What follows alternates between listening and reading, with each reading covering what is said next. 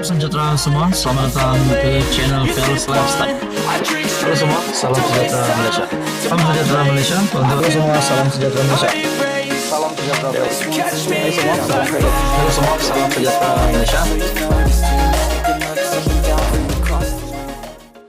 Halo semua, salam sejahtera Malaysia. Selamat datang ke channel Fels Lifestyle. Oke baik, saudara-saudara yang amat dihormati, tuan-tuan dan puan-puan. Saya nak tanya satu soalan. Adakah pengkhianat di mana saja, di dalam luar negara, di dalam negara, ahli politik, pemimpin-pemimpin, bos-bos besar, ahli perniagaan, siapapun pengkhianat yang dicop sebagai pengkhianat, apakah tindakan yang patut mereka terima? Mungkin pengkhianat kepada syarikat, pengkhianat kepada parti. Nah, saudara-saudara yang amat dihormati semua, saya tidak mahu cakap siapa pengkhianat itu, tetapi mana-mana pengkhianat di seluruh Malaysia, tidak kira dalam politik, dalam perniagaan, sepatutnya menerima hukuman. Sepatutnya mereka ini dihukum supaya next time tidak akan lagi ada pengkhianat. Tuan-tuan dan puan, Menteri Ekonomi, Timbalan Presiden PKR, Rafizi Ramli dalam satu kenyataan. Beliau membuat kenyataan, telah menyatakan bahwa ini adalah pengkhianat yang perlu dihukum. Persoalan yang bermain di pikiran ramai orang, siapakah pengkhianat itu? Dan kalaupun pengkhianat ini perlu dihukum, adakah hukuman penjara? Berapa tahun? 10 tahun? 20 tahun? 50 tahun? Mungkin 100 tahun pula. Itu tak tahulah. Nah, bagaimana pula dengan Saman? Nah, saudara-saudara, tuan-tuan dan bapak, pendedahan Rafizi Ramli. Mungkin pendedahan ini bakal mengejutkan kepimpinan politik di Malaysia. Tidak kira daripada kerajaan, tidak kira daripada pembangkang Perikatan Nasional. Satu artikel daripada mykmu.net, pengkhianat perlu dihukum. Akta anti Alibaba bakal diperkenalkan. Undang-undang anti Alibaba yang akan diperkenalkan tidak lama lagi membolehkan tindakan diambil terhadap rakyat tempatan yang menyewakan lesen perniagaan kepada pekerja asing, kata Rafizi Ramli. Ini bukan berkaitan dengan mana-mana ahli politik, tidak berkaitan dengan Perikatan Nasional, tidak berkaitan dengan Pakatan Harapan ataupun mana-mana pemimpin politik di Malaysia. Sebab tidak dinyatakan di sini nama-nama mereka.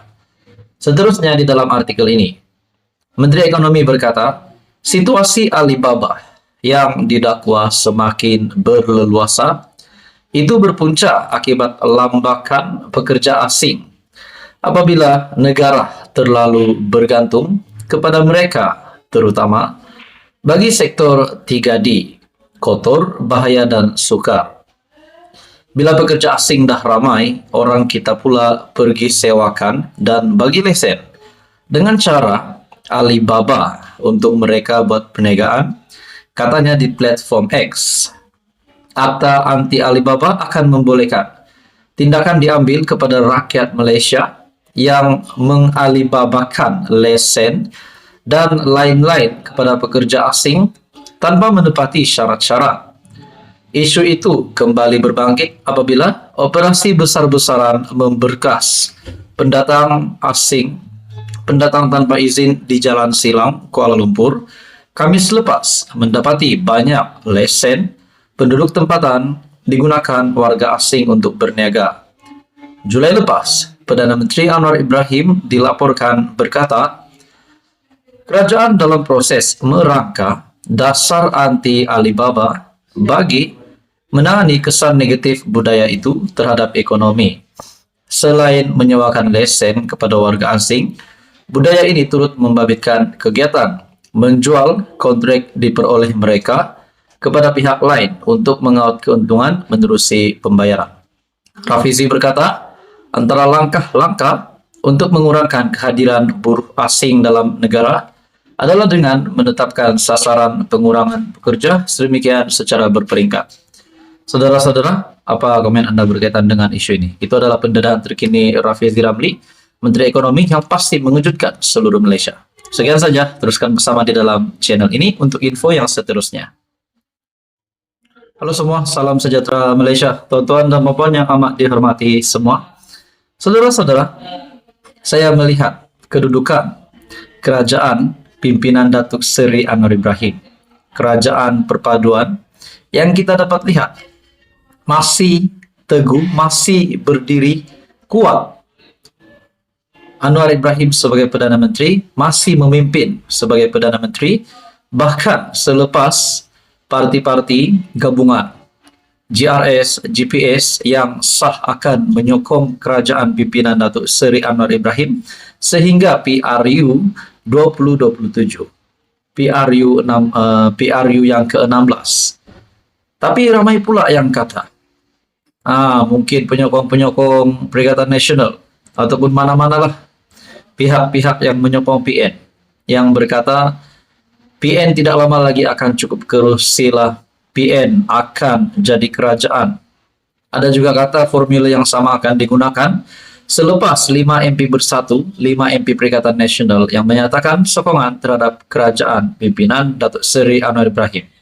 Dan kononnya formula itu akan digunakan semula untuk tujuan yang sama tetapi daripada kerajaan masuk pembangkang.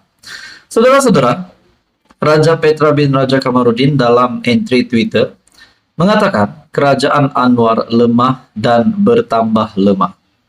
Saudara-saudara, adakah Anda menyokong apa yang dinyatakan oleh Raja Petra ini?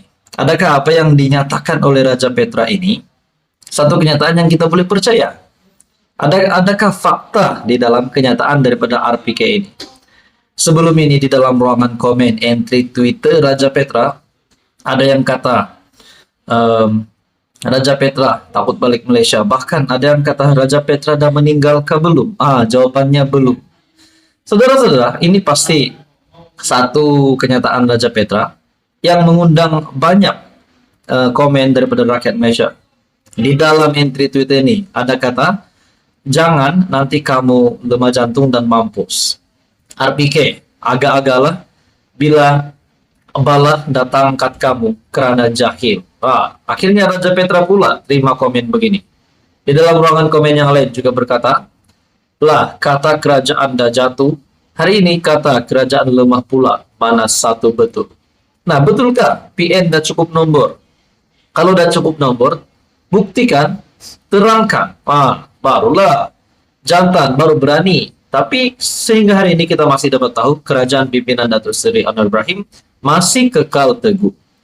Ada yang kata di sini, kejap lemah, kejap dah jatuh. Mana satu Raja Petra ini?